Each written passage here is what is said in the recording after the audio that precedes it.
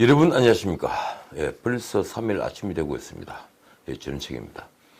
이틀 전 3월 1일 배화여고에서 열린 3.1절 기념식에서 만세 삼창을 하는 사진이 어제 아침 신문에 일제히 실렸습니다. 그냥 넘어가려다가 이 문제를 다시 한번 짚어봐야 된다는 생각을 했습니다. 그 한 장의 사진은 정말 많은 걸 생각하게 합니다. 맨 앞줄에 김은웅 광복회장, 그리고 문 대통령과 김정숙 여사, 그 옆에 문희상 국회의장이 서 있더군요. 네 분의 표정은 아주 밝았습니다. 아니, 웃음기가 만민에 번져 있더군요. 그 웃음기에 시비를 걸 생각은 저는 전혀 없습니다. 그분들만의 리그이고 그들만의 세상일 터이니 굳이 저 같은 필부가 지금 즐거우시냐고 따질 일은 아니지 않습니까? 언론 뉴스에 나오는 그 연설할 때의 비장한 표정은 어디 갔는지, 아니면 하필 그 웃음기가 남아있는 사진을 신문에서 실은 건지 저는 잘 모릅니다. 그런데 한 말씀은 꼭 드리고 싶군요. 대통령이란 자리는 무거운 자리입니다. 그 자리는 결코 즐기는 자리가 아닌 고통원인 자리죠. 역대 문민 대통령들이 모두 실패한 이유는 바로 이 진실을 몰랐기 때문입니다. 어제 신문은 이 3.1절 기념식 뉴스 외에도 신천지 교인 9,163명이 조사에 불응해서 전국에서 그림자 감염이 우려된다는 뉴스가 함께 실렸습니다. 제조업 셧다운 도미노 공포가 현실이 되고 있다는 뉴스도 있었죠. 삼성 구미 사업장과 LG 디스플레이 그리고 LG 이노텍 공장이 폐쇄되고 있다는 제목 아래 지난달 하루 평균 수출이 11.7% 감소했다는 내용도 있었습니다. 중국으로 하루 평균 수출액은 전년 대비 21.1% 급감했다고 합니다. 15개월째 수출이 감소한 거죠. 하긴 블룸버그 뉴스에 따르면 지난달 말 기준 주요 86개국 정시의 시가총액이 이 사태가 시작된 1월 20일보다 5조 9,988억 달러, 우리 돈으로 7,260조 원이 감소했다고 하니 우리 경제만 어려운 건 아닙니다만, 그래도 우리 경제는 계속 침몰해 왔죠. 이 침몰하는 경제가 바닥조차 찾지 못하는 게 아닌가 하는 불안감에 저 같은 필부도 걱정합니다. 그래서 도대체 저 웃음, 저 낙관은 어디서 오는가 싶어 문 대통령 말씀을 다시 한번 찬찬히 읽게 됐습니다. 안으로는 강렬한 코로나19를 극복하고 밖으로는 한반도 평화를 이루어 흔들리지 않는 대한민국을 만들 것이다. 그것이 진정한 독립이며 새로운 독립의 완성이다.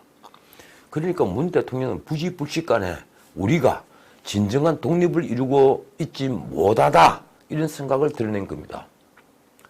설마 북한 정권과 좌파, 특히 주사파들이 늘 하는 말처럼 지금 미제 강점기라고 믿고 있는 건 아닐 텐데 문 대통령은 무슨 의미로 진정한 독립을 말했을까요?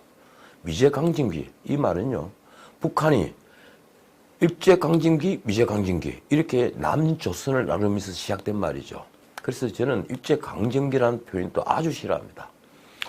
작년 여름 일본과 대립했을 때 광복절 기영축사에서 문 대통령은 아무도 흔들 수 없는 나라를 만들겠다며 이 남북 평화경제 실현에 우리가 가진 모든 것을 쏟아붓겠다, 이렇게 말했죠.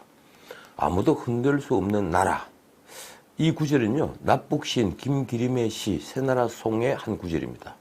설마 문 대통령은 남북이 대립에 미군이 주도하고 있는 이상 진정한 독립은 없다고 믿고 있는 걸까요? 설마 그러지는 않겠죠. 신문을 보니 문 대통령은 이날 함께라는 단어를 12번이나 쓰며 단합을 강조했다고 합니다. 대통령을 탄핵하자는 청와대 청원에 140만이 넘는 국민이 동참을 하고 국회에도 지금 10만이 넘어 상임위에서 이제 검토하지 않을 수 없게 됐다고 하니 국민이 단합이 필요하긴 필요하겠죠. 그런데 단합을 말하기 전에 국가원수로서 또는 행정부 수반으로서 이 사태가 벌어진 데 대해 진솔한 사과는 있어야 하지 않겠습니까? 더 놀라운 것은 단합을 강조했던 기념식 직후 상영된 역대 대통령들의 3.1절 메시지 영상에서 이명박, 박근혜 두 전직 대통령의 메시지는 제외했다고 하는군요.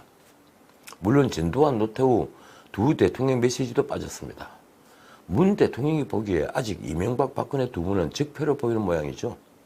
또 영상에 김구 선생은 태극기가 아니라 한반도 길을 들었다고 합니다. 아까 제가 말씀드린 만세 삼창을 하는 문 대통령의 사진은 김구순상과 유관순 열사, 홍범도 장군 대역 배우들의 영상이 상영이 되고 참석자들이 이를 따라서 만세를 부르는 형식으로 진행이 됐다고 합니다. 저는 이런 일련의 연출을 역시 편가르기로 봅니다. 누가 연출을 한 걸까요? 김구순상과 홍범도 장군은 문 대통령의 편이 된 셈입니다. 이런 한국형 진보 좌파들의 편가르기는 정말 뿌리가 깊습니다. 진영 논리에 빠져 사건을 객관적으로 보는 눈을 잃어버린 거죠. 제가 여러 토론 프로그램에서 가끔 치밀어 오르는 화를 참지 못하는 것은 바로 이런 진영 논리에 빠져 얼토당토하는 말을 버젓이 해대는 이가 있기 때문입니다. 아무리 진영을 옹호하더라도 사실을 왜곡하고 그걸 다르게 미화한다거나 책임을 엉뚱한 데 돌리는 것은 후한무치한 수작이죠.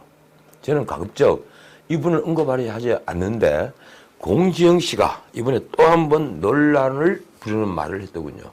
그녀는 지난 29일이죠. 페이스북에 지역별 코로나 확진자 현황과 함께 2018년 지방선거 결과가 담긴 사진을 함께 올렸습니다. 그런데 투표 잘합시다. 투표의 중요성 후덜덜 이런 코멘트를 달았더군요. 그 코멘트가 뭘 의미하겠습니까? 야당 후보를 시장과 도지사로 뽑은 대구와 경북이 투표를 잘못한 대가로 이런 전염병 사태를 치르고 있다는 의미죠. 재미있는 건 진중근 교수가 한 평가입니다. 아무리 정치에 환장해도 그렇지 드디어 미쳤군. 진 교수가 하나 착각한 게 있습니다. 공지영 씨는요 정치에 환장한 사람이 아닙니다. 정치를 모르죠. 진 교수가 말한 대로 정치적 광신이 이렇게 무서운 것이다 하는 말은 저도 100번 공감합니다. 그런데 정치에 미친 건 아니죠. 저도 과거 손석희 씨가 진행하던 시선집중이라는 프로그램에서 공 작가와 두 차례 토론을 해본 적이 있습니다. 그녀는 그런데 정치 현실이라든가 정치적 어젠다에 대해서 전혀 무시했습니다. 그때도 진영 논리만 있었죠. 결국 그 다음 주에 공 작가 대신에 다른 분이 진보측 패널로 왔습니다. 그런 분이 정치에 환장할 리가 있나요? 그런데 이 공지영 씨의 조롱을 보면서 이런 생각을 하게 되는군요. 보수 진영의 누군가가 이런 식으로 호남 지역을 조롱했다면 어떤 일이 벌어졌을까? 정말 이건 아닙니다. 어쨌든 온 나라가 처절한 싸움을 계속하고 있습니다. 문 대통령의 사과가 있든 없든 선거가 있든 없든 국민이 각자 스스로 벌이고 있는 싸움은 정말이지 처절합니다. 그런데 재밌는 뉴스가 하나 있더군요. 이 사태가 벌어진 뒤에 중국 내 대기 오염이 급격히 개선된 것으로 밝혀진 겁니다. 미국 우주항공국 나사가 지난달 28일 공개한 위성사진에는 중국 영공에서 이산화질소 NO2 이 이산화질소의 농도가 최근 급감한 모습을 보여주고 있습니다. 이산화질소는 독성이 아주 강한 질소 산화물인데 대기 오염을 유발하는 가장 큰 원인 중에 하나라고 하는군요. 함께 실린 1월 20일 촬영한 사진은 황갈색 이산화질소가 대기를 가득 덮고 있는데 중국 전역을 덮고 있는데 2월 25일 촬영한 사진은 중국 전역이 푸른빛이었습니다. 오히려 서울에 이산화질소 농도가 짙었으니 제가 보기에 좀 그렇더군요. 전문가들은 이 위성사진을 근거로 중국 내 이산화질소 배출량이 전년도에 비해 약 35%가량 줄었다고 추산했습니다. 나사의 페이리우 대기질 연구원은 이런 급격한 변화는 본 적이 없다면서 공장 가동이 중단되고 고속도로가 통제되고 차량 운행이 크게 줄면서 이산화질소량이 급감한 것이다. 이렇게 분석했습니다. 그러고 보니 이번 2월달은 미세먼지나 초미세먼지 경고가 거의 없었던 것 같습니다. 한두 번 있었습니까? 전염병이 하늘색을 바꿨다고 평가할까요? 자, 오늘 1부는 여기까지입니다. 다들 이겨냅시다. 창밖에 봄이 와 있습니다. 지금까지 전우책이었습니다.